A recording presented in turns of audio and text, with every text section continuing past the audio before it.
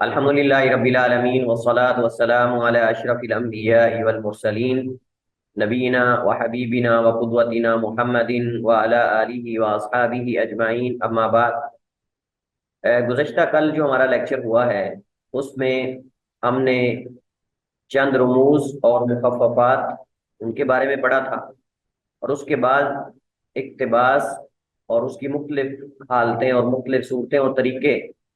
اس کے بارے میں ہم نے کچھ چیزیں جو ہے وہ پڑھی تھی۔ کچھ چیزیں جو ہے وہ کتاب میں موجود تھیں اور کچھ چیزیں جو ہے وہ میں نے اپنی طرف سے جو ہے وہ آپ کی خدمت میں ذکر کی تھی، عرض کی تھی۔ آج کچھ ہمارے پاس جو ہے وہ مزید اہم چیزیں ہیں، اور یہ آخری ہمارا موضوع ہے علوم اسلامیہ کے جو مصادر ہیں یا مصادر علوم اسلامیہ کے موضوع کو شروع کرنے سے پہلے یہ آخری ہمارا موضوع ہے جس کو آج انشاءاللہ ہم پڑھیں گے۔ اس کے بعد ہم پھر جو مصادر ہیں مختلف قسم کے علوم اسلامیہ کے، ان کا آغاز انشاءاللہ کریں گے، اور ہر موضوع کے اندر یا ہر فن کے اندر ہم چند معروف اور اہم مصادر کا انشاءاللہ تعارف کریں گے۔ اس سے پہلے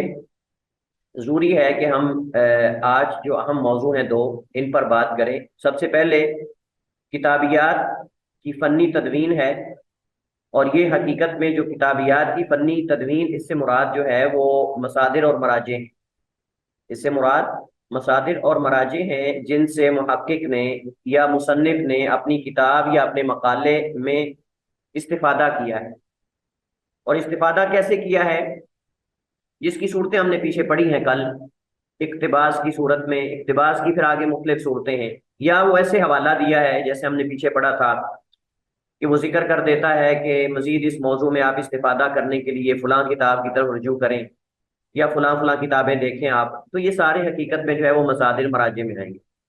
تو کتابیات جو یہاں لکھا ہوا ہے نا، کتابیات کی فنی تدوین، اس سے مراد مصادر اور مراجع کی ترتیب ہے کہ آپ نے اپنی تحقیق یا اپنی کتاب میں جن جن مصادر اور مراجع سے استفادہ کیا ہے۔ مصادر سے مراد اصلی کتابیں ہوتی ہیں، اصل جو مصادر ہیں، اور مراجع سے مراد جو ان سے مواد جمع کیا گیا ہے، یعنی جو فروعی کتابیں ہوتی ہیں، جو باقاعدہ مسند کتابیں نہیں ہوتی، وہ مراجع ہوتی ہیں، اور جن سے مراجع والوں نے استفادہ کیا ہوتا ہے وہ مصادر ہوتے ہیں،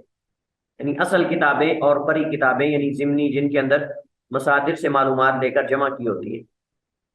تو بہرحال یہ جو آپ نے اپنی تحقیق کے دوران استفادہ کیا ہے مختلف قسم کے مراجع یا مصادر سے، آپ ان کی جو ہے وہ ترتیب لگائیں اور ان کی فہرست بنائیں، تو یہ اس کو کتابیات کی فنی تدوین کہتے ہیں۔ کتابیات کی فنی تدوین، اس میں جو ہے وہ کتابیں بھی آتی ہیں، اس میں مجلے بھی آتے ہیں، اور اخبارات، ویب سائٹس وغیرہ۔ اس طرح اگر آپ نے کوئی ریکارڈنگ وغیرہ کسی کی ویب سائٹ وغیرہ سے، کسی کے جو پیجز ہیں ان سے اگر آپ نے سنی ہے تو آپ اس کا بھی ریفرنس دیں گے، کیونکہ دیکھیے بعض مشائخ ہیں جو ان کی باقاعدہ جو ہے وہ ویب سائٹس ہیں، اور انہوں نے جو ہے وہ اپنے لیکچرز وغیرہ وہاں اس پہ جو ہے وہ اپلوڈ کیے ہوتے ہیں۔ تو آپ اگر اس سے کوئی چیز لیتے ہیں تو آپ اس کا ریفرنس دیں گے، اور اس میں جو مثلاً بعض مشائخ ہیں وہ اپنے مقالات وغیرہ، اپنی تحریریں جو ہیں وہ اپنے پیج پہ نشر کرتے ہیں، تو آپ بتائیں گے کہ ان کے پیج، اس کا لنک دیں گے، اور پھر اس مقالے یا اس تحریر کی تاریخ وغیرہ کب نشر ہوا، یہ ساری چیزیں آپ اس میں جو ہے وہ ذکر کریں گے۔ تو اس کی جو ہے وہ اہمیت، یعنی اس چیز کی اہمیت کیا ہے اور اس کا فائدہ کیا ہے، اس کے مقاصد کیا ہے، یعنی ضرورت اور افادیت کیا ہے۔ تو سب سے پہلے تو اس کا فائدہ یہ ہوتا ہے کہ پڑھنے والے قاری اور محقق کا جو مناقش ہے یا جو نگران ہے، اس کو کم از کم ایک اندازہ ہو جاتا ہے کہ آپ نے اپنی کتاب یا اپنے مقالے میں کتنی کتابوں سے استفادہ کیا ہے، کتنی کتابوں سے استفادہ کیا ہے، اور اس سے آپ کی کتاب یا آپ کی تحقیق کی ویلیو بڑھتی ہے، نہ کہ کم ہوتی۔ اور بعض لوگ اسی چیز سے اندازہ لگاتے ہیں، اور بلکہ جو مناقش ہوتے ہیں، جو آپ کے مقالے کا، آپ کی تحقیق کا جو مناقشہ کرتے ہیں اور اس پر نمبرنگ وغیرہ ہوتی ہے، وہ سب سے پہلے یہی چیزیں دیکھتے ہیں، فہرست دیکھتے ہیں اور خاکہ سازی دیکھتے ہیں، اور اس کے بعد جو ہے وہ آخر میں مصادر، مراجع، موضوعات وغیرہ ساری چیزیں وہ دیکھتے ہیں اس نے کتنے جو ہے وہ مصادر مراجع سے استفادہ کیا ہے محقق نے۔ تو پہلی چیز اس کی افادیت یا اس کے مقاصد میں یہ آتی ہے کہ اس سے یہ اندازہ ہو جاتا ہے کہ محقق نے یا صاحب کتاب نے کتنی کتابوں سے استفادہ کیا ہے، اور وہ کس کس طرح کی ہیں۔ کس کس طرح کی کا مطلب کیا ہے کہ وہ اصل کتابیں ہیں یا معاصرین کی کتابیں ہیں یا قدیم کتابیں ہیں۔ بعض معلومات قدیم کتابوں میں جو کبار علماء ہیں، آئمہ ہیں، ان کی کتابوں میں موجود ہوتی ہیں، لیکن بعض طلبہ کم علمی کی وجہ سے یا ان کتابوں پر اطلاع نہ پانے کی وجہ سے وہ جو ہمارے دور حاضر کے علماء ہیں ان کی کتابوں کی طرف رجوع کرتے ہیں اور ان کی کتابوں سے نقل کرتے ہیں، حالانکہ وہی معلومات بڑے بڑے آئمہ کی کتابوں میں موجود ہوتی ہیں، اور یہ جو معاصر یعنی ہم عصر آدمی سے آپ نقل کر رہے ہوتے ہیں اس نے بھی ان سے ہی نقل کیا ہوتا ہے،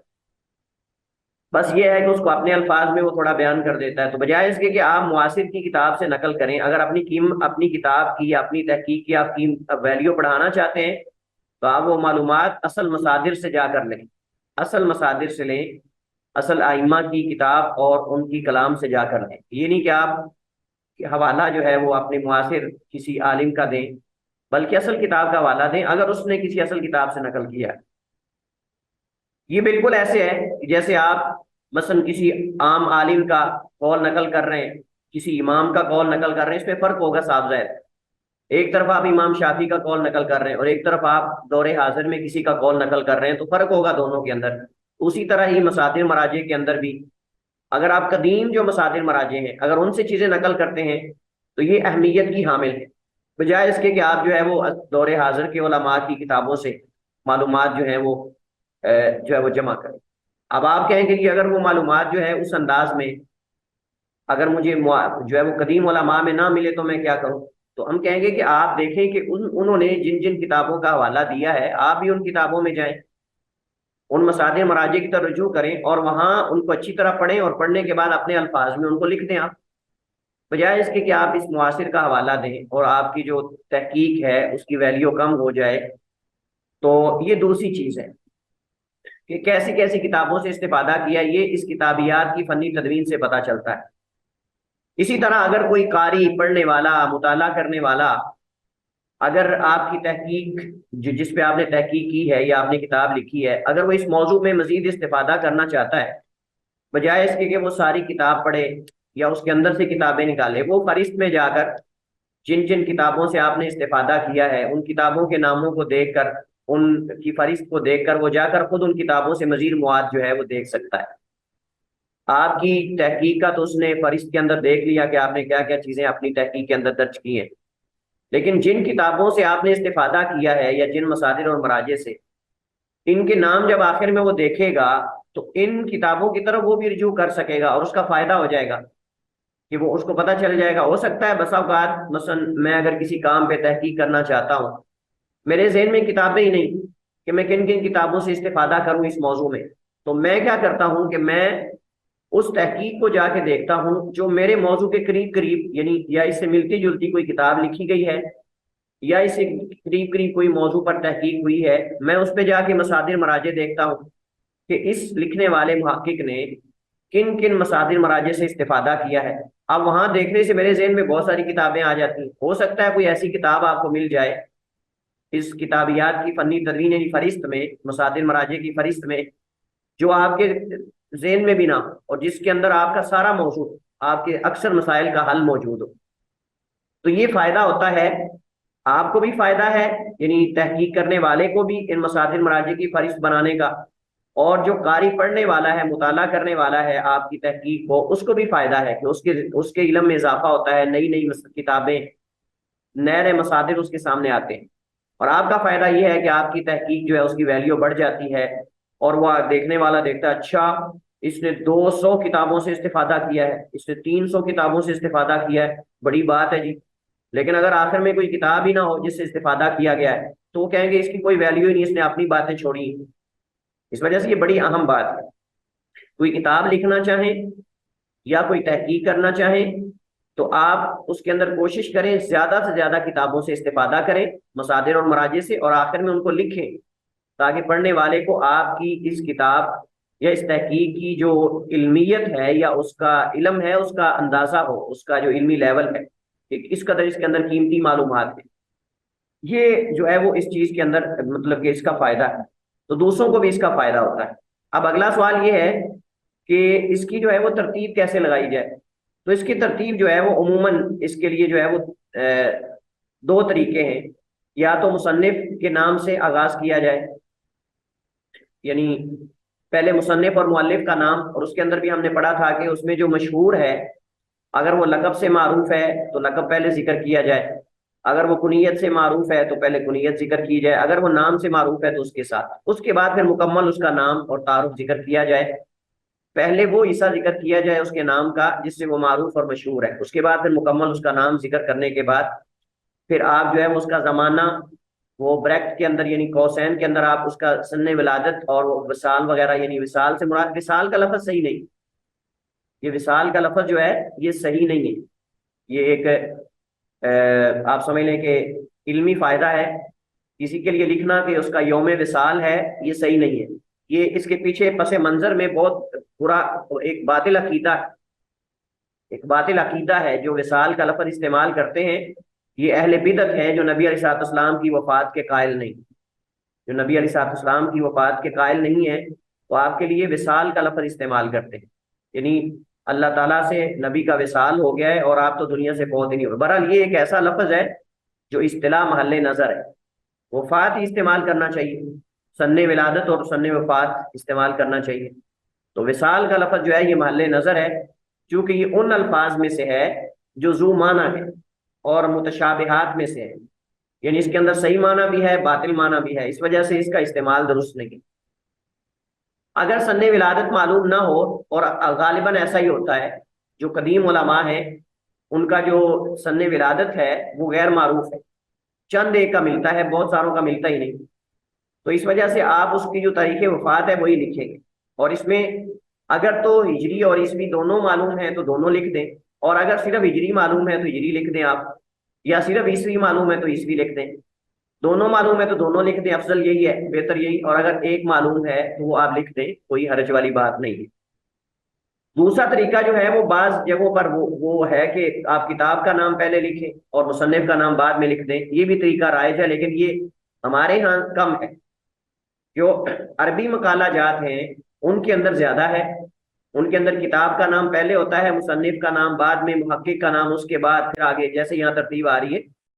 لیکن ہمارے ہاں جو اردو مقالہ جات ہیں ان کے اندر زیادہ تر پہلے مصنف کا نام لکھتے ہیں یا محقق کا، اس کے بعد پھر کتاب کا نام موٹا کر کے بولڈ کر کے لکھتے ہیں، اور پھر دیگر کتاب کے بارے میں یا مقالے کے بارے میں یا مجلے کے بارے میں جو معلومات ہے وہ لکھی جاتی۔ تو جلی حروف میں کتاب کا نام لکھا جائے گا، اگر کوئی محقق ہے اس کا تو محقق کا نام ہی لکھا جائے گا، ٹھیک ہے۔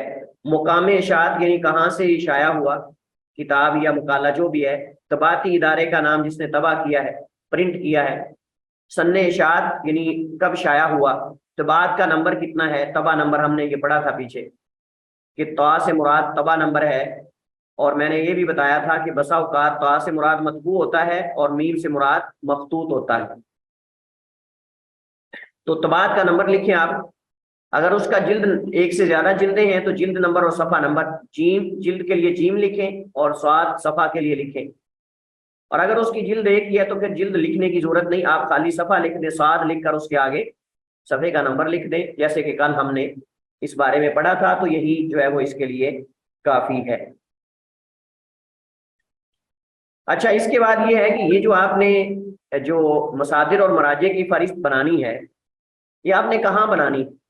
مقالے کے شروع میں، مقالے کے آخر میں، یا درمیان میں؟ تو اس کے دو طریقے جو ہے وہ زیادہ رائج ہیں، ویسے اور بھی ہو سکتے ہیں لیکن دو طریقے زیادہ رائج۔ ایک ہے کہ ہر باب یا ہر فصل کے آخر میں آپ نے جن مصادر اور مراجع سے استفادہ کیا ہے، آپ ہر باب کے آخر میں اس کی فہرست بنا کر اس ترتیب کے مطابق جو پیچھے ہم نے پڑھی مذکورہ بالا ترتیب کے مطابق آپ اس کو جو ہے وہ ہر باب کے آخر میں یا فصل کے آخر میں فہرست بنا دیں مصادر مراجع کی، یا پھر یہ، اور یہ آپ سمجھ لیں کہ رائج ہے لیکن زیادہ یہ تشویش والا ہے، یہ طریقہ زیادہ جو ہے وہ آپ سمجھ لیں کہ پریشانی کا سبب بنتا ہے، بیچ میں معلومات اور بھی آ رہی ہیں اور ساتھ یہ بھی آپ گڑبڑ کر رہے ہیں، تو آخر میں اگر آپ ذکر کر دیں سارے مقالے میں آپ نے جن جن مصادر مراجع سے استفادہ کیا ہے تو یہ زیادہ بہتر ہے۔ تو دوسرا طریقہ ہے مقالے کے آخر میں آپ جو ہے وہ مصادر مراجع ذکر کر دیں جن سے آپ نے اپنے مقالے کے اپنی تحقیق کے دوران استفادہ کیا یا اپنی کتاب کے کتابت کے دوران۔ تو بہرحال ہر ایک کی افادیت ہے دونوں طریقوں میں سے۔ بعض ایسے موضوعات ہوتے ہیں یا بعض ایسی جو ہے وہ مقامات ہوتے ہیں وہاں ہر باب کے آخر میں زیادہ مناسب ہوتا ہے، اور بعض ایسے ہیں موضوعات کے ان کے اندر جو ہے وہ مقالے کے آخر میں زیادہ مناسب ہوتا ہے۔ تو یہ تو آپ موقع محل دیکھ کر مناسبت دیکھ کر آپ اس کی جو ہے وہ ترتیب لگائیں گے۔ کچھ معلومات مزید ہیں جو آپ یہاں دیکھ رہے ہیں، ان کو ہم سکپ کر رہے ہیں۔ اس کے بعد آگے ہے اشاریہ۔ اشاریہ سازی جو ہے آپ کو یاد ہوگا کہ ہم نے پیچھے باقاعدہ جو ہے وہ جو اشاریے ہیں ان کے بارے میں ہم نے کافی ساری چیزیں پڑھی، لیکن وہ اشاریے اور تھے اور یہ اشاریہ اور ہے۔ یہ اشاریہ ہے آپ کے مقالے کا، آپ کی کتاب کا، لیکن وہ جو ہم نے اشاریے پڑھے تھے وہ تو ہم نے عموماً موضوعات کے بارے میں جو مجلوں میں مختلف تحریریں لکھی جاتی ہیں یا کتابیں لکھی جاتی ہیں ان کے اشاریے تھے۔ مثلاً جو پاکستان میں مختلف مجلات ہیں ان کے اشاریے، یا ہم نے پڑھا تھا کہ جو ہے وہ مخصوص کسی جو مجلہ ہوتا ہے اس کے اشاریے بنائے جاتے ہیں، یا پھر ایک سے زائد مجلات جو ہوتے ہیں ان کے اشاریے بنائے جاتے ہیں۔ لیکن یہاں اشاریہ سازی سے مراد جو ہے وہ آپ کے اپنے مقالے یا آپ کی اپنی کتاب کا جو ہے وہ اشاریہ سازی ہے کہ آپ ان کی فہرست تیار کریں، اور اشاریے سے مراد یہاں فہرست ہے۔ اور فہرست آپ جانتے ہیں کہ اس کے اندر اشارہ ہوتا ہے اصل کتابچے کی طرف یا اصل مقالے کی طرف۔ مثلا آپ نے اپنی کتاب میں یا اپنے مقالے میں کوئی جگہ کا نام استعمال کیا ہے، مثلا مدینہ، مکہ وغیرہ کا ذکر کیا ہے، تو آپ آخر میں یا شروع میں اشارہ کر دیتے ہیں کہ یہ ذکر مکہ کا فلاں صفحے میں گزرا ہے۔ آپ نے کوئی حدیث ذکر کی ہے تو آپ اس اشاریہ سازی میں یعنی آپ اشارہ کر دیتے ہیں، اشاریہ اشارے سے ہی ہے، اشاریہ جو ہے یہ اشارے سے ہی ہے، تو آپ جو ہے وہ اس میں اشارہ کر دیتے ہیں اشاریہ سازی یعنی فہرست میں کہ یہ جو ہے وہ حدیث فلاں صفحے پر گزری ہے۔ آپ کوئی شعر نقل کرتے ہیں، اشعار وغیرہ، تو آپ ان اشعار کی اشاریہ بندی کرتے ہیں کہ یہ شعر جو ہے فلاں میرے مقالے کی فلاں صفحے پر یا کتاب کے فلاں صفحے پر گزرا ہے۔ اسی طرح آپ نے کوئی صحابی کا قول نقل کیا ہے تو آپ جو ہے وہ اس کی طرف اشارہ کرتے ہیں اس فہرست کے اندر، ان کی الگ الگ فہرست بناتے ہیں کہ یہ جو ہے وہ قول صحابی کا، آپ اگر اس کے بارے میں دیکھنا چاہتے ہیں تخریج وغیرہ تحقیق وغیرہ کہ یہ کہاں کہاں کن کتابوں میں ہے تو میری کتاب یا میرے مقالے یا تحقیق کے آپ فلاں صفحے کے اندر دیکھ سکتے ہیں۔ اور اسی طرح دیگر چیزیں جن کو ہم انشاءاللہ عنقریب قریب ذکر کرتے ہیں کہ ان کے اندر کون کون سی چیزیں آتی ہیں۔ تو یہ جو اشاریہ سازی ہے حقیقت میں ہم نے کہا کہ ویسے تو اس کا مقصد اشارہ کرنا ہوتا ہے ان معلومات کی طرف جو آپ نے اپنی کتابچے میں یا اپنی تحقیق میں آپ نے درج کی ہیں۔ تو یہ کتابچے میں جو درج شدہ معلومات ہوتی ہیں یا مقالے یا کتاب میں، یہ اس مقالے یا کتاب کے شروع یا آخر میں حروف تہجی کی ترتیب کے ساتھ ان کی طرف اشارہ ہوتا ہے۔ حروف تہجی کی ترتیب سے کتاب کے شروع یا کتاب کے آخر میں جو ہے وہ دی گئی ایسی فہرست ہے جس میں کتاب کے مضامین اور دوسری جزیات کے صفحات جو ہیں وہ درج کیے جاتے ہیں۔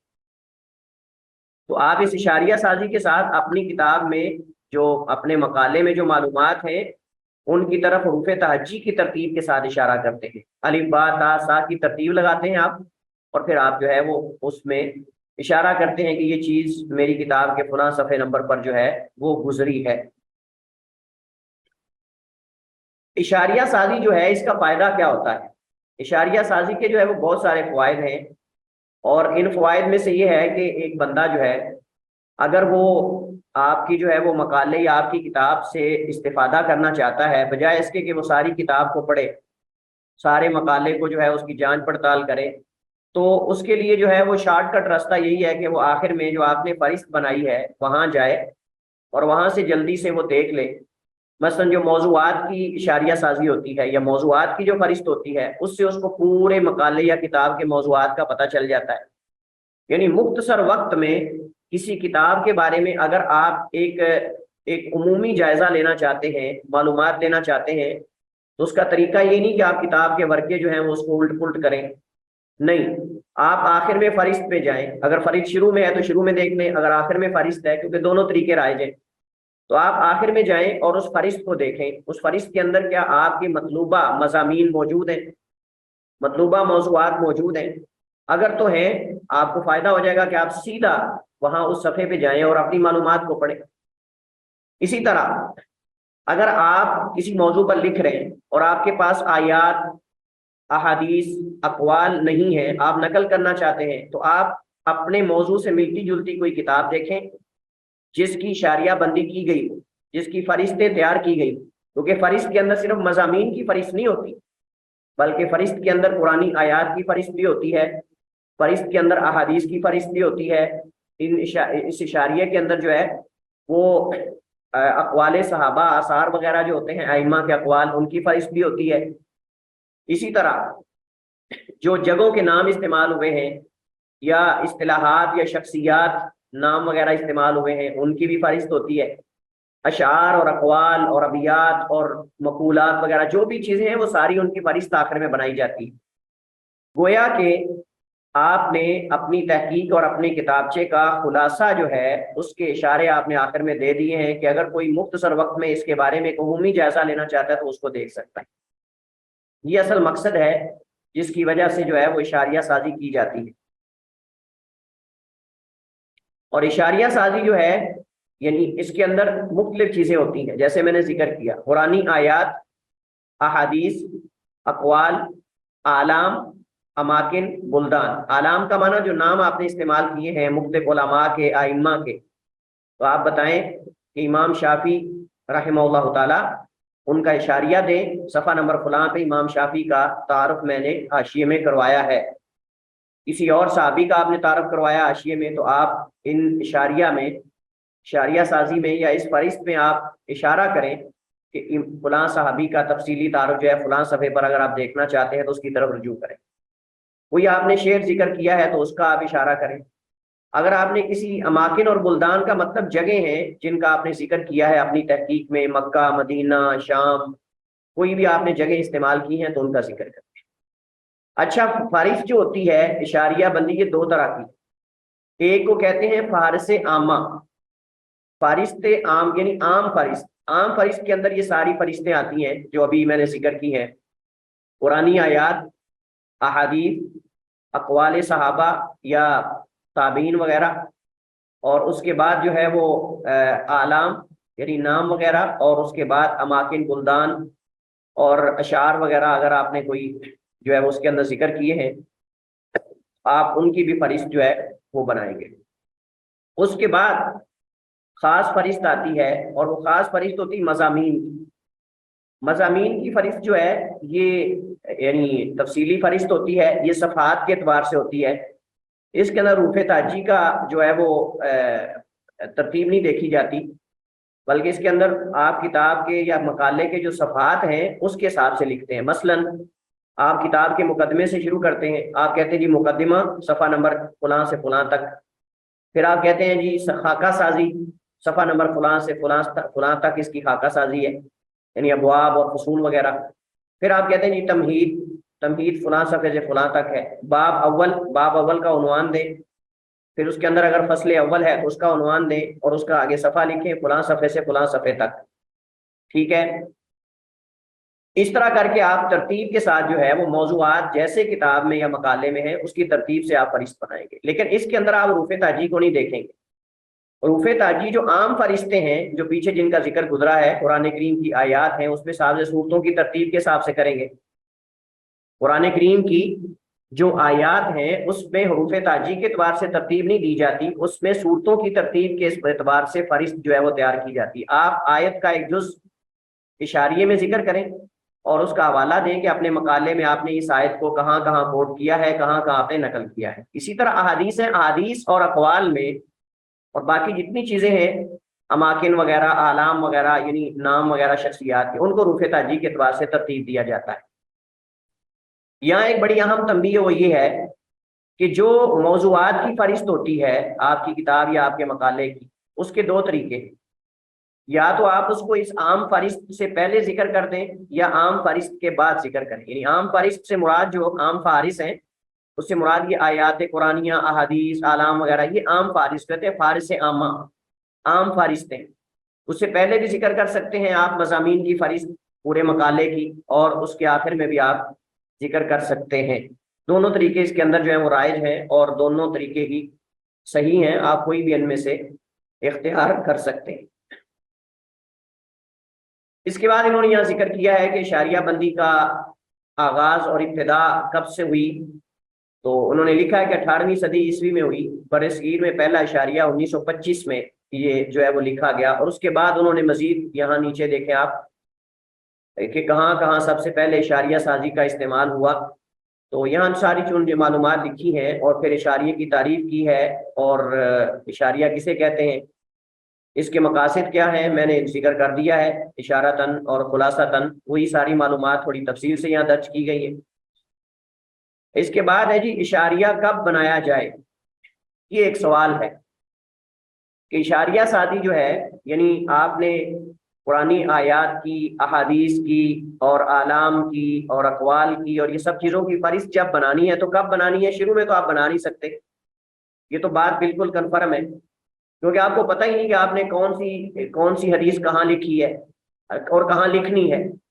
یہ تو آپ کو نہیں پتا، خصوصاً جب چلیں قدیم زمانے میں ہاتھ سے لکھا جاتا تھا تو ایک جگہ کنفرم ہوگی کہ آپ نے اگر پہلے صفحے پہ کوئی آیت جو ہے وہ نقل کی ہے تو پہلے صفحے پر ہی رہے گی، کیونکہ آپ نے وہ ہاتھ سے لکھا ہے، اب وہ آگے پیچھے تو نہیں ہوگا. لیکن آج کل جو ہے وہ کمپوزنگ ہوتی ہے، تو کمپوزنگ کے اندر جو ہے وہ، چونکہ میرے ساتھ ایسا ہوا ہے کہ یہ جو فہرست ہوتی ہے نا آخر میں تیار کی جاتی ہیں، ان کو کئی دفعہ چینج کرنا پڑتا ہے. اور اس کے دو طریقے ہیں، ایک آٹو تیار ہوتی ہے، آٹومیٹک خود تیار ہوتی ہے، اور ایک ہوتی ہے ہاتھ سے. ایک جو ہے وہ سافٹ ویئر ہے، اس کے ذریعے بھی فہرستیں تیار ہو جاتی ہیں. اس کا فائدہ بھی ہے اور اس کا نقصان بھی ہے، اس کا فائدہ بھی ہے اور اس کا نقصان بھی ہے. اور جو ہاتھ سے فہرست تیار کی جاتی ہے، اس کے بھی سلبیات بھی ہیں، ایجابیات بھی ہیں. یہ مثبت پہلو بھی ہیں، منفی پہلو بھی ہیں. جو آٹو تیار ہوتی ہے، آٹومیٹک تیار ہوتی ہے، یعنی اس کے لیے سافٹ ویئر ہوتا ہے یا اس کے لیے خاص ٹرک ہوتا ہے کہ آپ جو ہے وہ اس میں جو یہ جو ہے نا ورڈ فائل، اس کے اندر ورڈ کے اندر جو ہے ورڈ 2010 کے اندر وہ موجود ہے، لیکن اس کا ایک خاص طریقہ ہے. اس کا فائدہ یہ ہوتا ہے کہ اگر آپ نے اپنی تحقیق اور اپنی کتاب میں اس آیت کو آگے پیچھے کر دیا ہے، ایک صفحہ پیچھے یا ایک صفحہ آگے، تو خود بخود آگے صفحہ بدل جائے گا، آگے خود بخود صفحہ آپ کا بدل جائے گا فہرست میں. لیکن ہاتھ سے جو بنائی جاتی ہے، اس پہ اگر آپ نے پیچھے سے کسی چیز کو بولڈ کر دیا، بڑا کر دیا، چھوٹا کر دیا پچھلے صفحے میں یا آگے، یا صاف ظاہر ہے کہ جب مکمل تحقیق ہوتی ہے تو پھر معلومات جو ہیں ان کو جو ہے وہ بولڈ کیا جاتا ہے، ترتیب دی جاتی ہے، تو وہ صفحات آگے پیچھے ہو جاتے ہیں، آیات کے بھی، احادیث کے بھی، اعلام کے بھی، اور اسی طرح جو ہے وہ جو مطلب بلدان وغیرہ ہیں یا دیگر چیز، سب کے صفحات آگے، تاکہ مضامین کے بھی صفحات آگے پیچھے ہو جاتے ہیں. یہ بڑی پریشانی ہوتی ہے. آپ جب پرنٹ نکالیں اپنے مقالے کا تو دیکھیں وہ فہرست میں صفحات اور ہیں اور اندر جو ہے وہ چیزیں کہیں اور پڑی ہوئی. تو یہ ہوتا ہے ایسے. تو اگر آٹومیٹک آپ فہرست لگاتے ہیں نا تو اس کے اندر یہ ہے فائدہ ہوتا ہے کہ آپ نے اگر صفحات بدلے بھی ہیں اندر تو وہ آخر میں خود بخود بدل جاتے ہیں. لیکن اگر ہم ہاتھ سے فہرست بناتے ہیں تو اس کا نقصان یہ ہوتا ہے کہ پھر آپ کو بار بار آخر تک دیکھنا پڑتا ہے کہ وہی صفحہ اسی صفحے پر ہی ہے یا آگے پیچھے ہو گیا، پھر وہ دوبارہ بار بار پیچھے جانا پڑتا ہے اور اس کو دیکھنا پڑتا ہے. تو اس وجہ سے اہم یہ ہے کہ آپ اشاریہ بندی جب کریں، فہرستیں تیار کریں، تو جب مقالہ بالکل مکمل ہو جائے، اس کی ساری سیٹنگ ہو جائے. سیٹنگ کا مطلب اس کے جو خط کا سائز ہے، اور اس کی جو عناوین ہیں، ٹیکسٹ وغیرہ ہیں، یا جو اس کو ٹائٹل کہتے ہیں، جو بھی چیزیں،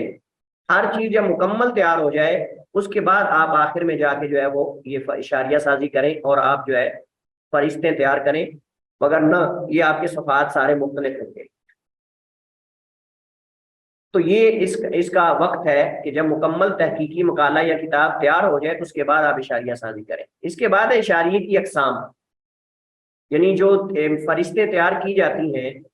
اس کو کس اعتبار سے کیا جاتا ہے. تو کہتے ہیں کہ عام طور پر اس کی 3 اقسام ہیں جن کو یہاں نیچے انہوں نے ذکر کیا ہے: موضوعاتی اشاریہ، اشاریہ بلحاظ مصنفین، اور اشاریہ بلحاظ عناوین۔ موضوعاتی اشاریہ کا مطلب یہ ہے کہ آپ موضوعات کے اعتبار سے فہرست تیار کرتے ہیں۔ اشاریہ بلحاظ مصنفین کا مطلب یہ ہے کہ آپ مصنفین یعنی کتابوں کے مصنفین ہیں ان کے نام سے آپ تیار کرتے ہیں۔ اور یہ جو دوسری قسم ہے یہ اس وقت ہوتا ہے کہ جب آپ کسی مجلے یا کسی ایک ہی موضوع پر مختلف مقالات اور کتابوں سے آپ فہرست تیار کر رہے ہیں۔ لیکن موضوعاتی اشاریہ جو ہے یہ آپ کی اپنی تحقیق اور اپنی کتاب سے متعلق ہے، لیکن اشاریہ بلحاظ مصنفین یہ عام ہے، یہ مطلب مختلف مجلات سے ان کے موضوعات کو جمع کرنا ہے، جیسے ہم پیچھے پڑھ چکے۔ اشاریہ بلحاظ عناوین، عناوین کا مطلب یہ ہے کہ آپ اس میں صرف مین عناوین دیتے ہیں، لیکن ان عناوین کے اندر جو یعنی موضوعات کا مطلب یہ ہے کہ تفسیر، حدیث اور عناوین کا مطلب آگے پھر ان کے جو عناوین ہوتے ہیں ذیلی عناوین، تفسیر میں پھر آگے جو موضوعات ہیں، حدیث میں جو آگے موضوعات ہیں، تو یہ عناوین ان کو کہا جاتا ہے۔ اب ان کی آگے ہر ایک کی وضاحت کریں گے۔ کہتے ہیں کہ موضوعاتی اشاریہ، کہتے ہیں کہ اس کی سب سے معروف قسم ہے یہ اشاریے کی، اور مجلات کا اشاریہ عام طور پر جن 2 اقسام پر ترتیب دیا جاتا ہے ان میں سے ایک موضوعاتی اشاریہ ہے اور دوسرا مصنفین کے ناموں کے لحاظ۔ موضوعاتی اشاریہ مختلف موضوعات پر مواد کی الف بائی ترتیب کے تحت فہرست جو ہے ان کی فہرست سازی کی جاتی ہے یا فہرست سازی کی جاتی ہے۔ مثلا تفسیر کے موضوعات کی الگ، اور اسی طرح جو ہے وہ حدیث کے موضوعات کی الگ، سیرت کے موضوعات کی الگ، الہاد القیاس، اس طرح دیگر موضوعات کی الگ الگ جو ہے وہ فہرستیں تیار کی جاتی ہیں۔ اشاریہ بلحاظ مصنفین، یعنی آپ مصنفین کے ناموں کے اعتبار سے جو ہے وہ ترتیب دیتے ہیں، اور اس میں بھی حروف تہجی کو مد نظر رکھنا چاہیے اور مد نظر رکھا جاتا ہے۔ اس کے بعد عناوین ہے کہ آپ جو ہے وہ ایک کتاب یا مجلے یا مختلف کتابوں اور مجلات کے جو مندرجات ہیں، یعنی جو اس کے اندر چیزیں درج ہیں، ان کی جامع فہرست ان کے عناوین کی الف بائی یعنی جو حروف تہجی ہے اس کی ترتیب کے مطابق بناتے ہیں۔ یہ میں نے پہلے بھی اشارہ کیا ہے کہ جو بلحاظ عناوین یا مصنفین ہے، یہ ایک آپ کی کتاب یا آپ کے مقالے کی بات نہیں ہو رہی، یہ عمومی اشاریہ ہے جس کے بارے میں ہم پہلے پڑھ چکے ہیں، جس کے بارے میں ہم پہلے شروع میں پڑھ چکے ہیں کہ اشاریے کیسے بنائے جاتے ہیں۔ اشاریے کی چوتھی ایک اور بھی قسم ہے، اور یہ قسم بھی جو ہے وہ مروج ہے، اگرچہ اس کا رجحان کم ہے، اور وہ ہے ترتیب زمانی، زمانے کے اعتبار سے جو ہے وہ اشاریے کی ترتیب دینا۔ اور یہ زیادہ تر جو ہے وہ کتابوں اور مصادر اور مراجع میں دیکھا جاتا ہے کہ جو قدیم مصادر ہیں یا پھر مصنفین جو ہیں ان کی تاریخ وفات کو دیکھا جاتا ہے، ان کی تاریخ وفات کو، یا پھر جو ہے جو کتاب شائع ہوئی ہے اس کی جو طباعت کی تاریخ ہے اس کو دیکھا جاتا ہے، یا پھر شخصیات کی تاریخ وفات وغیرہ کو دیکھا جاتا ہے۔ بعض میلاد کو دیکھتے ہیں، بعض وفات کو دیکھتے ہیں، یا پھر جو ہے ان مصنفین کے طبقات جو ہیں ان کو دیکھا جاتا ہے، ان کے طبقات کے اعتبار سے پہلے طبقے کے راویوں، پہلے طبقے کے جو مصنفین ہیں ان کو پہلے ذکر کیا جاتا ہے، دوسرے طبقے کے، اس طرح کر کے، یعنی تابعین کے اندر بھی طبقات ہیں، اس طرح تبع تابعین کے اندر بھی، نیچے ائمہ کے اندر بھی طبقات ہے، تو بعض نے اس اعتبار سے بھی ترتیب جو ہے وہ دی ہے اور ذکر کی ہے۔ اس کے بعد انہوں نے ابواب بندی اور کچھ اضافی چیزیں ذکر کی ہیں، تو ان کو ہم سکپ کرتے ہیں۔ یہاں اشاریہ ساز کے اوصاف، یعنی جو اشاریہ بندی کرنا چاہتا ہے اس کے لیے کون کون سے اوصاف ہونا ضروری ہے، یعنی جن سے وہ موصوف ہونا چاہیے یا اس کے اندر یہ اوصاف پائے جانے چاہیے۔ تو سب سے پہلے اشاریہ ساز کو متعلقہ کام کا تجربہ ہونا چاہیے۔ اگر آپ نہیں جانتے تو آپ اشاریہ سازی نہ کریں، آپ جو ہے وہ فہرستیں تیار نہ کریں، کیونکہ یہ نہ ہو کہ ان فہرستوں کے ذریعے آپ کی کتاب یا کسی بھی اشاریے سے موضوعات تلاش کرنے والا بندہ ایسے ہو جیسے وہ کسی جنگل میں ہے جس کے راستہ ہی غیر معلوم ہو۔ تو اشاریہ سازی کرنے والا بندہ تجربہ کار ہونا چاہیے، اور اس کے لیے بہت بڑی مہارت کی ضرورت ہوتی ہے اور حاضر دماغی کی ضرورت ہوتی ہے، کیونکہ اشاریہ سازی کا مطلب یہ کہ آپ ایگزیکٹ جو صفحہ ذکر کر رہے ہیں وہی ہونا چاہیے، جو آپ جلد نمبر ذکر کر رہے ہیں، جو آپ شمارہ نمبر ذکر کر رہے ہیں وہی ہونا چاہیے۔ یہ نہ ہو، اور ساتھ ہے کہ جب یہ اشاریہ تیار ہو جانا ہے تو اس سے پھر پتہ نہیں کتنے لوگوں نے استفادہ کرنا ہے۔ اگر ایک جگہ معلومات غلط ہو तो साफ ज़ाहिर है कि लोग बेचारे वहां बार बार जाएंगे और वहां चीज ही नहीं मिलेगी। एक आपने मौजू का सफा नंबर दिया है, जिल्द नंबर दी है, जब वो देखेंगे तो वो ना सफा है ना जिल्द है, तो ये तो साफ ज़ाहिर है कि वो कहते हैं कि शर्मिंदा कर देने वाली बात है। तो इशारिया साज जो है वो तजुर्बाकार होना चाहिए, और उसके लिए जरूरी है कि वो किसी एक्सपर्ट आदमी, किसी माहिर उस्ताद के पास इस तरीके को सीखे कि भाई इशारिया बंदी कैसे की जाती है। साफ ज़ाहिर है कि हमने पीछे पढ़ा है कि हर चीज़ के अलग अलग तरीका है, तो वो पूछे कि मतलब कैसे कैसे इशारिया बंदी करनी है, मौजूआत के एतबार से करनी है, मुसन्निफीन के नाम के एतबार से करनी है, या ज़मानी करनी है, यानी किस एतबार से करनी है। वो एक पूरी मश्क है, ये एक पूरा तरीका है, वो सीखना चाहिए उसको। इशारिया साज को अच्छी कुव्वत हाफजा का मालिक होना चाहिए, उसे हकायक याद रहते हो। याद रहने का ये असल में ये जो इन्होंने चीज जिक्र की है ना, दूसरा पॉइंट, ये ज्यादातर जो है वो कलमी जो नुस्खे होते हैं, मुसव्वदात वगैरह, उनके बारे में, तो उससे मालूमात कहाँ दर्ज की है। तो उस बाकी अगर आजकल जो है वो कंप्यूटर का दौर है, लोग फौरन उसको, आप अगर वर्ड फाइल खोलें, तो मैं आपको बता दूं जिन लोगों को नहीं भी पता चले, कम से कम उनका फायदा हो जाए, कि आप वर्ड फाइल से अगर कुछ चीज देखना चाहते हैं कि आपने कहाँ रखी है, तो ये फरिश्त तैयार करने का तरीका है। ये देखिए जरा, स्क्रीन शेयर हो रही है आपके साथ। चलिए, उमूमन जब फरिश्तें तैयार की जाती हैं ना, तो वर्ड फाइलों से तैयार की जाती हैं आजकल। यहाँ पहले वो सारा अपना जो रिसाला है या मकाला उसको तैयार करते हैं, आखिर में आप फरिश्त तैयार करते हैं। ये एक मैंने आम फाइल है खोली है।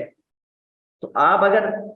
फरिश्ते तैयार करना चाहते हैं, तो आप मौजूआत रिसर्च करना चाहते हैं, तो आप मसलन ये देखिए, हम पहले वहां देखते हैं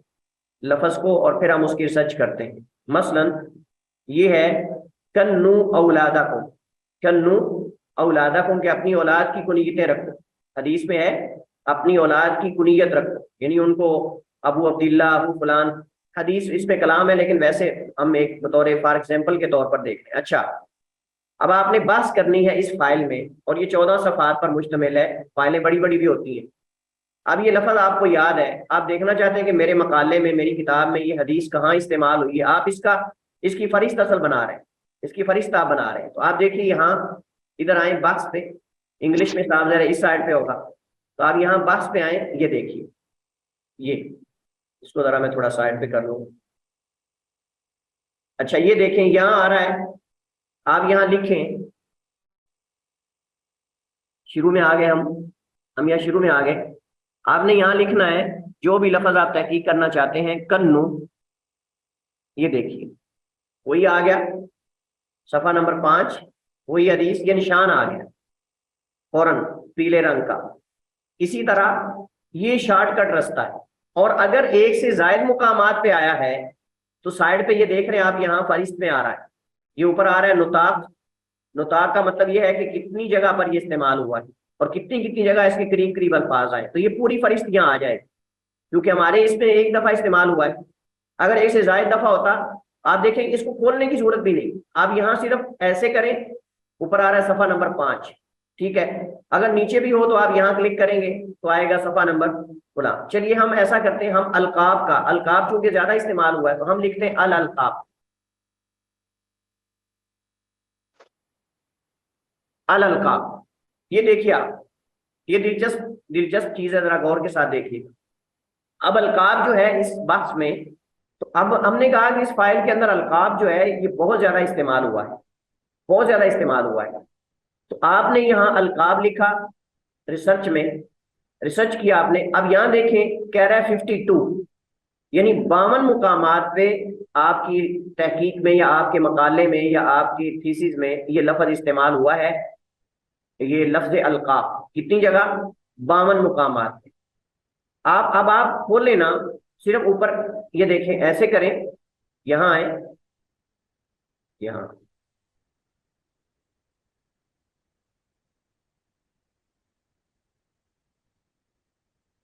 पहले आ रहा था, लेकिन अब शायद कोई मसला है। इसके ऊपर आप सिर्फ ऐसे लेके आएंगे ना, तो आपके ऊपर सफा नंबर वो मेंशन करेगा कितना है, फिर नीचे आएंगे यहाँ, इस तरह करके। तो बहरहाल ये है, आप वर्ड फाइल में अगर सर्च करना चाहते हैं, तो ये सारी ये देखें, ये आ गया सफा नंबर 5, सफा नंबर 5, सफा नंबर 5, सफा नंबर 5, ये जो हमने खोला हुआ है उसका दे रहा है। لیکن اگر آپ دیگر کھولیں گے، دیکھیں یہ ہے. اب یہ صفحہ نمبر جو ہے وہ اس سے مختلف ہے، انہوں نے بتا دیا کہ صفحہ نمبر یہ جو ہے وہ 17 ہے. 17 صفحہ نمبر ہے 52 میں سے. آگے جائیں گے، یہ صفحہ نمبر 18 ہے، یہ صفحہ نمبر 19 ہے، یہ صفحہ نمبر 20 ہے، اس طرح کر کے وہ اوپر آ رہا ہے. یہ دیکھیں آپ. تو بہرحال یہ طریقہ ہے ورڈ فائل سے موضوع فہرست تیار کرنے کا. اگر آپ کرنا چاہتے ہیں تو اس میں آپ کاغذ لیں، اس پہ آپ اپنے موضوعات لکھتے جائیں اور ساتھ آگے اس سرچ کے مطابق آپ صفحات لکھتے جائیں، اس کو آخر میں جا کے آپ ترتیب دے دیں. جی تو اس کے بعد کہتے ہیں اشاریہ اگر قلم سے کاغذ پر بنایا جا رہا ہے تو اشاریہ ساز کی لکھائی اس قدر واضح ہونی چاہیے کہ اسے پڑھنے میں کمپوزر کو کسی دقت کا سامنا نہ ہو. واضح ہے یہ. اشاریہ ساز کو وسیع المطالعہ ہونا چاہیے. مطالعہ کی وسعت اشاریہ کے معیاری ہونے کی اہم جو ہے وہ بنیاد ہوتی ہے. اشاریہ ساز کو مستقل مزاج، پرعزم، عالی حوصلہ ہونا چاہیے، کیونکہ یہ مشکل والا کام ہے. کتابوں کے نام، چیزیں، ساری معلومات جو ہے وہ بہت دقت سے اور مشقت سے یہ چیزیں درج کی جاتی ہیں. جس زبان کی کتاب یا مجلہ کی اشاریہ سازی کی جا رہی ہو، اشاریہ ساز کو زبان پر عبور ہونا چاہیے. یہ بڑی اہم چیز ہے. اس زبان کو جانتا ہو جس میں وہ اشاریہ سازی کر رہا ہے. یہ نہ ہو کہ کیونکہ صاحب ہے کہ جب اشاریہ سازی ہونی ہے تو کسی زبان میں دائیں طرف سے شروع کرتے ہیں، کسی زبان میں بائیں طرف سے. پھر ناموں کے اندر صحیح نام کو پڑھنا کیسے ہے؟ تو جہاں مشکل ہو وہاں اعراب لگا دے، وہاں اس کی وضاحت کر دے کہ یہ ایسے پڑھا جائے گا زبر کے ساتھ یا زیر کے ساتھ. یا مثلا ہمارے یہاں عموماً ایک کتاب ہے، میں بطور مثال کے ذکر کر دیتا ہوں. ہمارے یہاں کتاب ہے وفیات الایان. وفیات الایان تو اس کو پڑھتے ہیں وفیات الایان یا وفیات الایان. کئی غلط پڑھتے ہیں اس کو، اصل میں ہے وہ وفیات. لفظ وفات سے وفیات ہوتا ہے، نہ کہ وفیات ہوتا ہے. اس طرح اور بھی بہت ساری کتابوں کے نام ہیں جن کو غلط پڑھا جاتا ہے. تو اگر کوئی ایسی کتاب ہے تو اس کے ساتھ اس کا اعراب لگا دیا جائے. اس وجہ سے ہم کہتے ہیں کہ وہ بندہ جو ہے وہ ماہر ہونا چاہیے تاکہ وہ ان چیزوں کو جو ہے وہ جانتا ہو. اشاریہ نگار میں چیزوں کو جلد ترتیب دینے اور الجھے ہوئے مسائل کو حل کرنے کی اہلیت ہونی چاہیے. یہ چند آداب ہیں جن کو انہوں نے یہاں ذکر کیا ہے. اس کے بعد ہے اشاریے کی جو پڑتال ہے وہ کیسے کرنی ہے. اشاریے کی بار بار حروف خوانی اور اس کے معیاری اور غلطیوں سے مبرہ ہونے کے لیے ضروری ہے کہ اشاریہ ساز کو جہاں ہر مرلے یا باب کی تکمیل کے بعد دقت نظر سے اس کی پروف خوانی کرنی چاہیے، وہاں اشاریے کی تکمیل پر اس کی کم از کم 3 بار پروف خوانی کرنی چاہیے. اور یہ خصوصاً ہم نے کہا کہ ورڈ فائل کے اندر آگے پیچھے ہو جاتے ہیں صفحات جب آپ نے ہاتھ سے تیار کی ہو فہرست. اگر آپ نے آٹومیٹک تیار کی ہے تو اس کے اندر تو کوئی ایسا ایشو نہیں ہے، وہ خود ہی بدل جاتے ہیں صفحات. لیکن ہاتھ سے اگر تیار کریں تو پھر بسا اوقات مسئلہ ہوتا ہے. اشاریے کی تکمیل کے بعد اس کا پرنٹ آؤٹ لے کر آپ اس کو جو ہے وہ دوبارہ جب آپ مقالے کا پرنٹ نکالیں تو دیکھ لیں کہ واقعی اس کے اندر جو ہے کوئی مسئلہ تو نہیں ہے، یا اس سے پہلے بلکہ پرنٹ نکال کے اتنا بڑا ضائع کرنے پیسے، پہلے اس کو دیکھ لیں آپ. پی ڈی ایف فائل بنانے سے بھی میں آپ کو یہ ایک چیز ذکر کر دوں کہ جب آپ ورڈ کو پی ڈی ایف میں کنورٹ کرتے ہیں تو بسا اوقات صفحے آگے پیچھے ہو جاتے ہیں. پی ڈی ایف بناتے ہوئے بھی بسا اوقات جو ہے وہ چیزیں اوپر نیچے ہو جاتی ہیں. تو اس وجہ سے یہ چیزیں آخر میں دیکھ لینی چاہیے. اس کے لیے باقاعدہ سافٹ ویئر بنے ہوئے ہیں. اگر آپ سافٹ ویئر استعمال کرتے ہیں اور ان کو استعمال کرنے کا طریقہ آتا ہے تو آپ جو ہے وہ ان کے ذریعے غلطیوں کی نشاندہی کر سکتے ہیں اور فہرست کو جو ہے وہ علمی فہرست آپ بنا سکتے ہیں. ایسے اشارہ جو ہے وہ اشارہ جات یا اشاریہ جات جو الگ سے مستقل کتابی شکل میں شائع ہوتے ہیں، ان کی تکمیل کے بعد ان کی ابتدائی صفحات پر ایک مؤثر تعارفی مقدمہ لکھنا چاہیے تاکہ پڑھنے والے کو جو ہے وہ اس میں رموز و اوقاف جو آپ نے استعمال کیے ہیں یا آپ نے جو اس کے میں تاریخیں استعمال کی ہیں، جو اپنی خاص جو طریقہ آپ نے استعمال کیا ہے اس کے بارے میں اس کو سمجھنے میں دقت نہ ہو. جیسے کل ہمیں ایک وہ اصطلاح کے بارے میں مسئلہ بنا تھا، تو اس طرح جو ہے وہ اگر کوئی ایسی اصطلاح استعمال کی جائے یا رموز وغیرہ جو غیر معروف ہو تو اس کو مقدمے میں واضح کر دیا جائے کہ اس اشاریے میں جو ہے وہ فلاں فلاں چیز کے لیے جو رمز استعمال ہو رہی ہے فلاں اس سے مراد یہ. اشاریہ کے مندرجات درست ہونے چاہیے، وہی پہلے ہم بات کر چکے ہیں. یہ نہ ہو کہ بندہ اصل اس شمارے کی طرف جائے جس شمارے کا موضوع لکھا ہوا ہے تو اس میں ملے ہی نہ. اشاریہ ساز نے کام کے دوران کسی پہلو کے اندراج یا وضاحت کے لیے اشاریے کی مروجہ طریق کار سے ہٹ کر اگر کوئی طریق کار اپنایا تو مقدمے میں اس کی وضاحت کرے. یعنی جو عموماً رائج ہے طریقہ لوگوں کے یہاں، اگر اس سے ہٹ کر کوئی چیز معلومات درج کی ہیں تو اس کی ساتھ جو ہے وہ وضاحت بھی کرتے. چلیے جی، اس کے ساتھ ہی ہمارا یہ موضوع ختم ہوا چاہتا ہے، علوم اسلامیہ کے بنیادی ماخذ کیا ہے۔ تو انشاءاللہ اس پہ ہم آگے شروع کریں گے، اگلا لیکچر ہمارا جو پہلا ہوگا اس پہ ہوگا، تو اسی پر اکتفا کرتے ہیں۔ واللہ تعالی عالم و احکم، وصلی اللہ وسلم علی نبینا محمد وعلی آلہ وصحبہ وسلم۔